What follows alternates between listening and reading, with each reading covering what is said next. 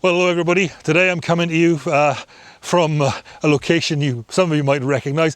I've stopped off on my way back from the Pembrokeshire County Show at Llanstefan Castle on a beautiful evening, summer evening with the sun just getting ready to go down. But way a bit off my beaten track.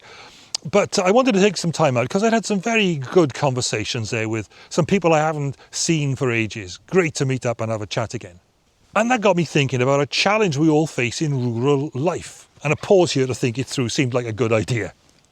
See, we're all pretty well spread out here in rural Wales. I'll meet somebody, I'll have a really good chat, a meaningful conversation.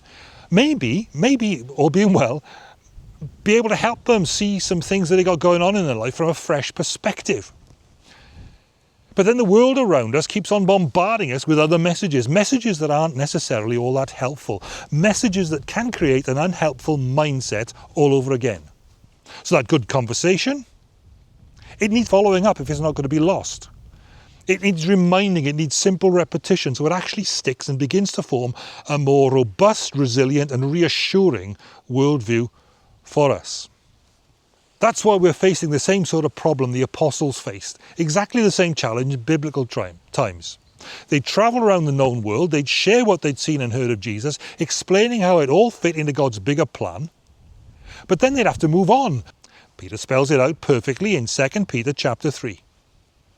Dear friends, he says, this is now my second letter to you.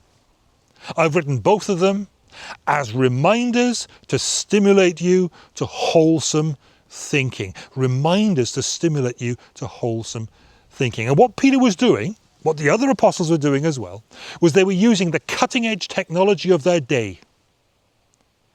Parchment scrolls. That might sound daft, but this was revolutionary in their time. And today, how do we communicate in a lasting and a useful way, an ongoing way, with Welsh men and women spread out? Well, we know exactly where they are. They're on their phones.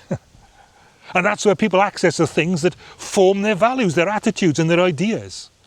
And that's why we've got a mobile ministry with word-based content, that's God's word, delivered digitally, using video in micro, 15-second, short, couple of minutes, and long-form, 30-minute formats. There's going to be a QR code for that at the end. It'll take you straight there. Hit the 3 dots on the top of your phone screen and save it to your home screen. See, our world is constantly bombarding people with ideas that aren't good for their psychology. God bless you. Thanks for listening.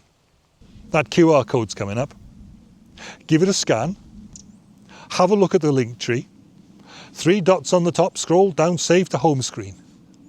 And you can message me through there as well. I'd love to hear from you.